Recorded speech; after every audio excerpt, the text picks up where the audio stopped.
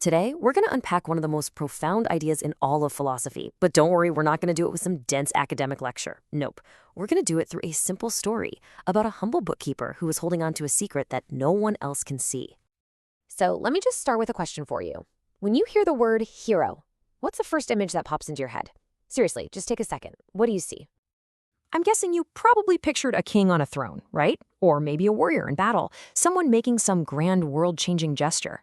But what if I told you the greatest hero of all looks, well, just like a simple bookkeeper? That's the wild idea we're diving into. Okay, so our story begins with a love that seems completely and utterly impossible. But I want you to forget everything you think you know about fairy tales. This one's different. Here's the setup. We have this very ordinary, humble bookkeeper, and he falls deeply, hopelessly in love with a princess. You can see the problem right away. It's a classic conflict, his deepest personal desire against the solid, unmoving rules of society. Their union is absolutely forbidden. Now, in Kierkegaard's world, the thing stopping him has a name. It's called the universal. And you can think of this as, well, everything. It's all the objective laws of society, the rules of class, of ethics.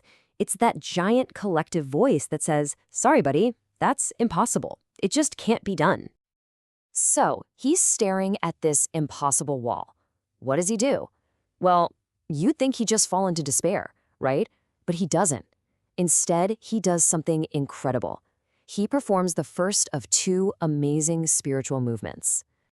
Okay, let's get into this because this is the absolute core of the whole idea. It's called the double movement. First, there's the movement of infinite resignation, a total and complete surrender. And then it moves to something even crazier, the movement of faith. Let's break down that first step. Now, it's really important to get this right. Infinite resignation is not about giving up and being bitter or heartbroken. Not at all. It's this profound spiritual act where he completely surrenders his earthly desire for the princess. He truly lets go of any possibility of having her, and instead, he transforms that love into this perfect spiritual ideal that he can carry inside himself forever. And what happens after he does this? He doesn't have a broken heart. He finds peace. A kind of quiet, somber peace.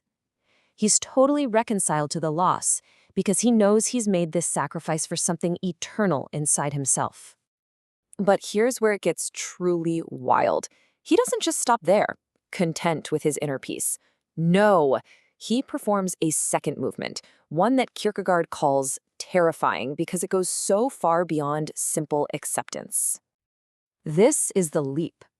After giving her up completely, absolutely, with no hope, he then turns around and believes, purely by virtue of the absurd, that he will have her.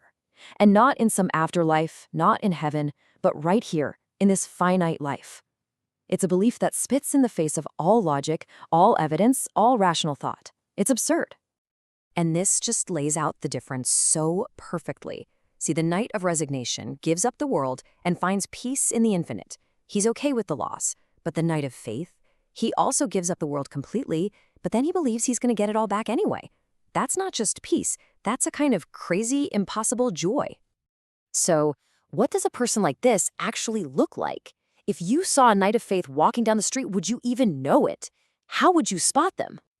Well, in our story, a philosopher decides to go observe this bookkeeper, and he has a very clear picture in his head of what he's going to find. He's expecting to see someone who looks different, an outsider, maybe dressed like a martyr, someone who clearly doesn't belong to this world. But what does he actually find? Just a guy, a totally normal-looking dude who could be a tax collector. And when this bookkeeper sits down to eat his lunch, just a simple piece of bread, he eats it with the pure, unrestrained joy of a glutton at a magnificent feast. And here is the secret. This is the whole point.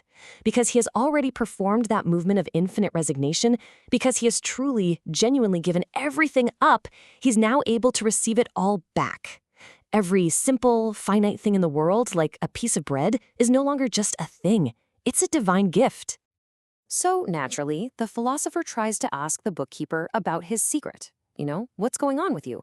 But the man can only talk about the weather or the price of grain. And why is that? It's because his deep conviction, his faith, exists in a place that language and reason just can't touch. You can't explain the absurd with logic. Faith begins exactly where thinking stops. All right, so let's pull all these threads together. What's the big lesson from this whole story? Where does this parable tell us we can find real greatness? The powerful lesson is this: the knight of faith isn't the hero of the grand gesture. They are the hero of the everyday. Their greatness is completely hidden, totally incognito. They don't need applause from the world because their authority comes from deep within, from the silence of their own soul. They carry the immense weight of the infinite, and yet they walk through the world with a step as light as a child's.